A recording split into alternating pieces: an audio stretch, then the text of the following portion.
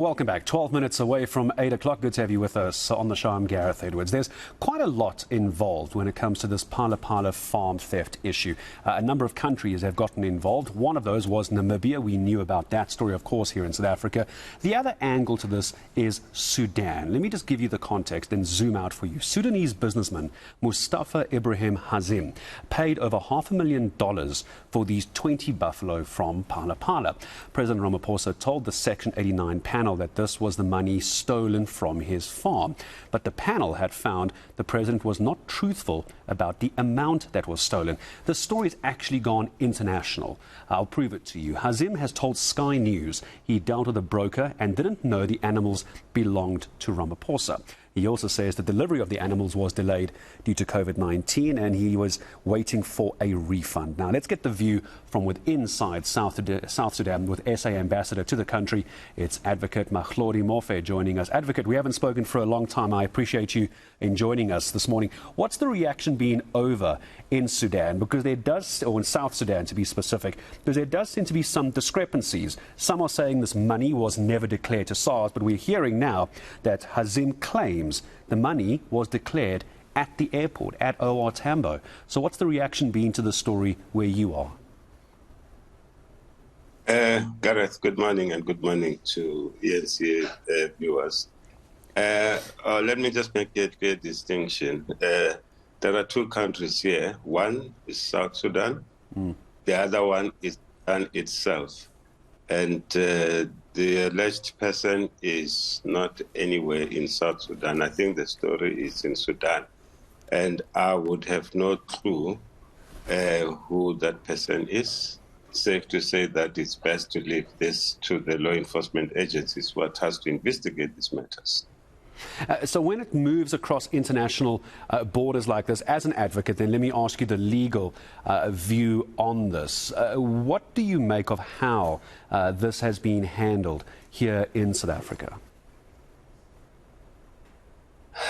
Yeah, well, as a legal person, which is really my profession, my position throughout has always been that let us allow the law enforcement agencies tasked constitutionally to look at this matter. If we try and be judges and be lawyers and be prosecutors as society, I think we weaken our institutions which are entrusted by our constitution to deal with these matters.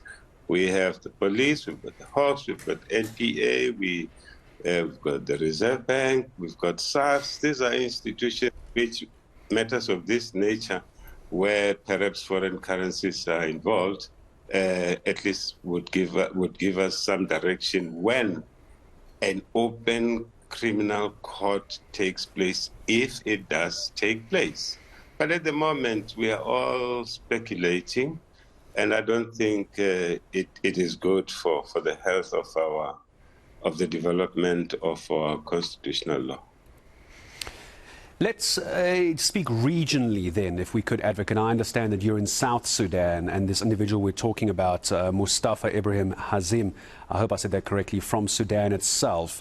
What has been the reaction in South Sudan to this, though? It has, I'm sure, got ramifications and a lot of interest in the region as well. Are you able to give me a sense of what the reaction has been like, even though you are south of where this person is?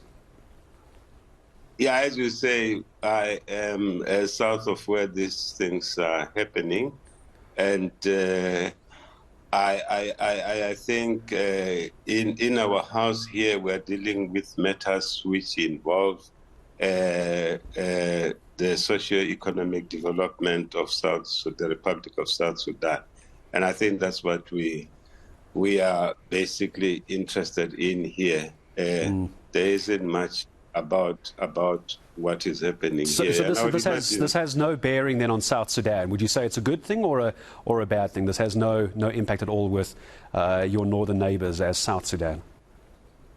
Well, remember, the only time when any matter for that matter will have any bearing is when a constitutional structure has made a pronouncement on it. At the moment, we are all speculating, And I think it would be premature. I think developed democracy look at these things in terms of the law rather than in terms of public perception. As you know, Gareth, the court of public opinion sometimes can be very dangerous. But the reality is that I don't think that anyone can make a pronouncement on this issue until such time that the due process takes place. Well, let me ask you this, and as a final brief question, if you don't mind, Ambassador, as well. Obviously, you move within the ambassadorial columns and within those chambers and those hallways as well. I'm sure you've heard the report that the president wanted to step aside. He wanted to step down as a result of this. He was told not to by his confidants. Do you think that was a good decision for South Africa, for him not to step down, or do you think he should have stepped down in light of this? I am not too sure. I read in the media and heard that was what was said, and that's this and that, and all those matters. I think people in South Africa are closer to the situation, but I don't remember hearing personally saying it openly that he wants to step down or what. I think he operates within his party structures and constitution, and I would imagine that his party is placed to pronounce on that, because I think this is of interest to his party as well, and the people of South Africa constitutionally, and the time people of South Africa can speak. I mean, we've got a parliamentary process.